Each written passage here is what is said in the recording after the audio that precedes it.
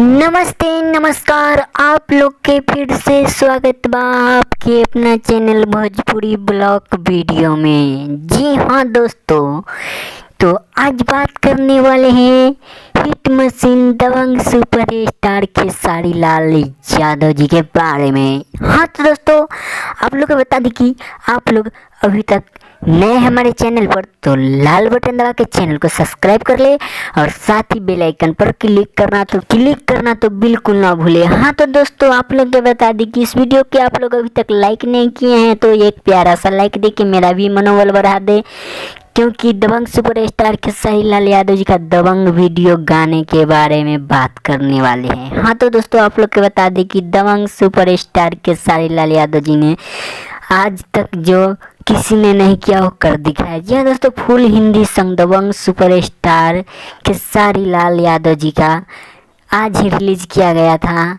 Speed records Hindi से। जी हाँ दोस्तों, आप लोग बता दी कि कोई बोलता है पंजाबी चैनल, कोई बोलता है हिंदी चैनल, ये इससे हमको कोई लेना देना नहीं है।